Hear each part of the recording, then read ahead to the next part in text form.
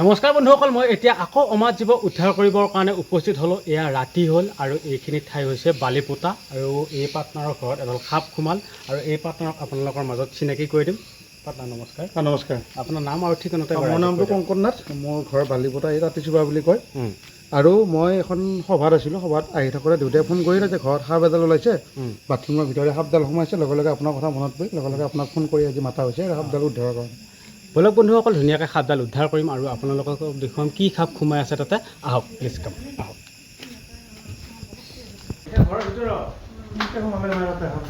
চাওক বন্ধুসকল, আপোনালোকে দেখা পাইছে ইয়াতে মানুহ শুৱে আৰু বন্ধুসকল ইয়াতে সম্পূৰ্ণৰূপে টাইলছ লগোৱা আছে আৰু মানুহ কিছুমানে কয় টাইলছত সাপ যাব নোৱাৰে, কিন্তু বন্ধুসকল খাদ্যৰ অভাৱত সাপ যিকোনো ঠাইত যাব পাৰে।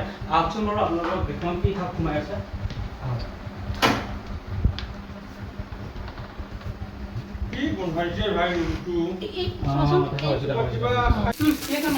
এইটো ভিতৰত মাৰি দিছোঁ, ফটোটো মাৰি দি, ফটোটো মাৰি দি। ধুনীয়া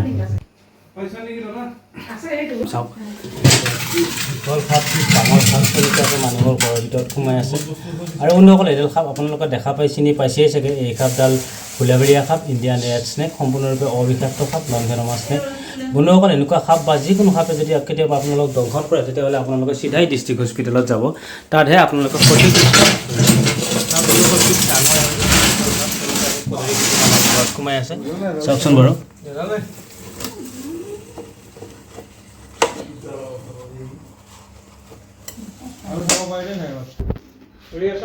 ধৰি আছোঁ দাদা, নেঙুৰত ধৰি আছোঁ মই।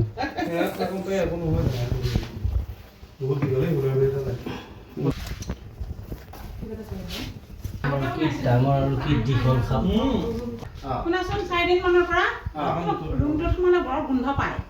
হেৰি কৰোঁ, এই চিত্ৰনলা অলপ দি দিওঁ, কাৰণ এই বগা ফেনাইলটো এনেকৈ দিব আহোঁতে টোপ চৰহকৈ উঠিছে ফোনাটোত।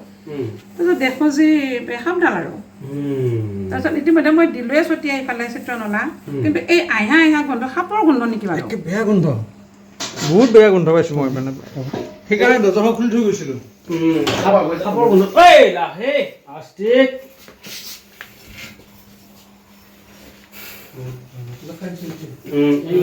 বেং এটা খাইছি দেই। এই পেটটো এইখিনিতো তলাতে ডাঙৰ দেখা পাইছে নে? হুলাবৰীয়া সাপ। ইয়াৰ বিষ নাই, কিন্তু দাদা আকৌ বিষ নাই বুলি পেলাই আকৌ হস্পিটেলত নোযোৱাকৈ ৰাখিব আকৌ। কাপোৰ নিপিন্ধে আছে মোৰ তুল দি আপুনি হৈ দে, ঘৰত থকা মানুহ আৰু। এতিয়া মই ইমান দূৰৰ পৰা একলৈকে আহিছিলোঁ, মই কাপোৰ নিপিন্ধাকৈ আহিম নেকি? আপুনি ঘৰতে আছে, আপুনি কাপোৰ নিপিন্ধাকৈ আছে। বলক বলক বলক, বাহিৰ বলক, কাপোৰ নিপিন্ধে আছে বাহিৰ বলক।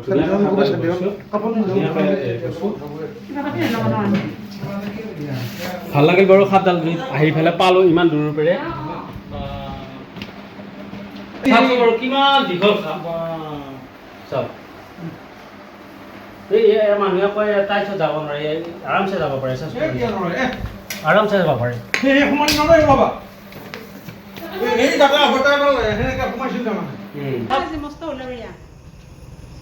আৰু এইডাল সাপ আমাৰ গাঁৱলীয়া মানুহে কয় এইডাল সাপ খেতিয়কৰ বন্ধু নহয়? গাঁৱলীয়া মানুহে কয় খেতিয়কৰ বন্ধু হয়। কিয় গম পাইছা নাই? ইডাল সাপে আমাৰ পথাৰত থাকে, পথাৰত থাকি ই বেং, বিঙনি, এন্দুৰ, পঁইতাচোৰা, ডালফলীয়া এইবিলাক খায়। সেইবিলাক খাই ই ভোজন হিচাপে গ্ৰহণ কৰে। আমাৰ নিগনিয়ে কিমান ধান কাটে, এন্দুৰে কিমান ধান কাটে, কাটে নে নাকাটে? সেইবিলাক বস্তু কিবা এটা খাইছে।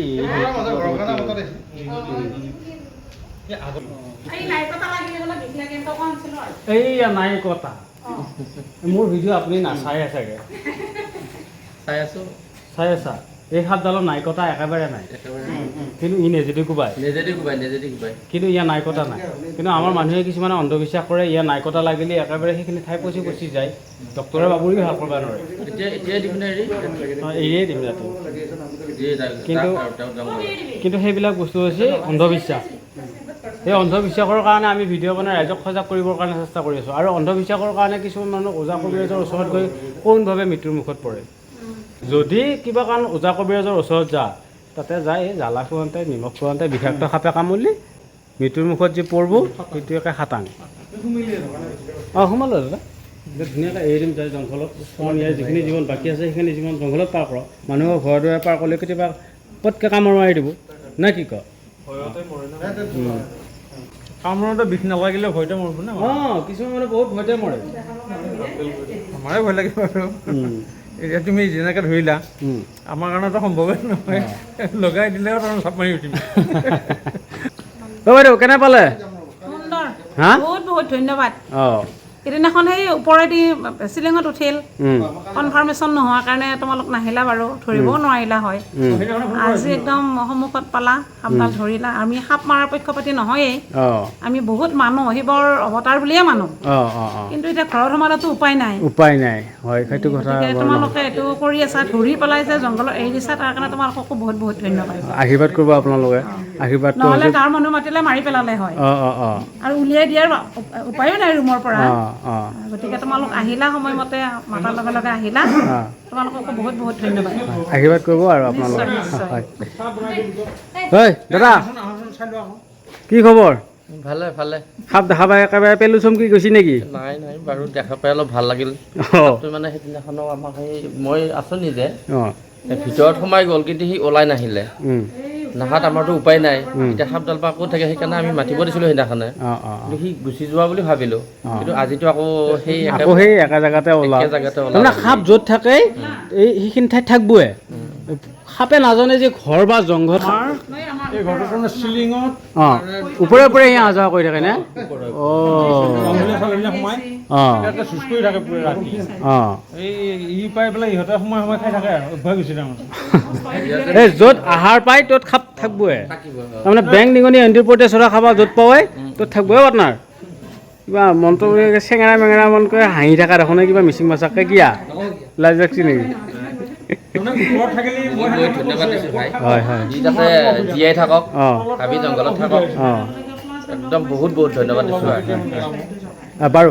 আকৌ একবাৰ চাওঁ আছোঁ তাতে কিবা আছে নেকি নে কি কয় দাদা অঁ ইয়াৰ লোক থাকিবও পাৰে থাকিব পাৰে কথাটো নহয় জানো? ঘৈণাকটো অঁ ঘৈণাকটো থাকিব পাৰে নে কি তাক সেইকাৰণে আমি একবাৰ চাওঁ বাৰু অঁ। পৰীক্ষা কৰোঁ অঁ অঁ সেইদিনাখনৰ কথাটো বাৰু যিডাল সাপ ইফালেদি উঠি গৈছিলে অঁ সেইডালে মই বহুত চেষ্টা কৰিলোঁ তাক নুমাবৰ কাৰণে অঁ কিন্তু সি আহে মানে এনেকৈ মই অঁ। দি পেলাই মানে এডাল কি বুলি কয় উখনি নিচিনা বস্তু আৰু অঁ টানি পেলাই উলিয়াই আনো তাৰপিছত সিটো ভিতৰত সোমাই গ'ল তেতিয়া মই আকৌ সিফালে যাই পেলাই জখলা দি ওপৰত উঠি পেলাই চিলিঙত উঠি টৰ্চ মাৰি চালোঁ কিন্তু তাক দেখা নাপায় একদম তাতে অলপ লেতেৰা আছে মানে তাৰপিছত এতিয়া কথা হ'ল আপোনালোকে আহি পেলাই সাপটো ধৰাত বহুত ধন্যবাদ দিছোঁ আৰু তেওঁ যাতে আমাক সাওপাত নিদিয়ে অঁ জংঘলত তেখেতক নি পেলাই এৰি দিয়ক হয় হয় সেইটো কাৰণে আমি বহুত বহুত মানে ধন্যবাদ দিছোঁ আৰু অঁ ধুনীয়াকৈ সাপডাল লৈ যাই পেলাই জংঘলত ধুনীয়াকৈ এৰি দিম তেখেতক নি পেলাই এৰি দিয়ক অঁ জংঘলত এৰি দিম কাৰণ জংঘলত এৰি দিয়ক। জংঘলৰ বস্তু জংঘলত থাকিব জংঘলৰ লাগে বস্তু জংঘলত থাকক ভুলক্ৰমে খাদ্যৰ সন্ধানত আহি পেলাই মানুহৰ ঘৰ পায় ঘৰ পায় বাৰু অঁ অঁ সেইটো তেখেতৰো ভুল নহয় অঁ। তেওঁ মানে খাদ্যৰ সন্ধানত আহি পেলাই ঘৰত সোমাই গ'ল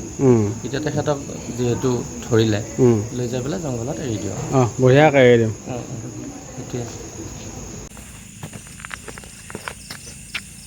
চাওক বন্ধুসকল এয়া আমি আহি পালোঁ ধুনীয়া এখন ডাঙৰ জংঘল আৰু ইয়াতে এই সাপডাল ধুনীয়াকৈ এৰি দিম কাৰণ এই সাপডালৰ যিখিনি জীৱন বাকী আছে সেইখিনি জীৱন ধুনীয়াকৈ এই ডাঙৰ জংঘলত পাৰ কৰিব পাৰিব আৰু বন্ধুসকল এইডাল সাপ আমি ধুনীয়াকৈ উদ্ধাৰ কৰি লৈ আহিলোঁ উত্তৰ লখিমপুৰৰ পৰা আৰু বাইদেৱে বহুত ভয় খাইছে কিবা কিবি গোন্ধ পাই আছিল বোলে বাইদেৱে এতিয়া আমি ধুনীয়াকৈ এই সাপডাল এৰি দিম জংঘলত কাৰণ এই সাপডালৰ যিখিনি জীৱন বাকী আছে সেইখিনি জীৱন ধুনীয়াকৈ এই ডাঙৰ জংঘলত পাৰ কৰিব পাৰিব চাওকচোন বাৰু এয়া চাওক কি ডাঙৰ আৰু দীঘল সাপ কেনেকুৱাকৈ যাব এয়া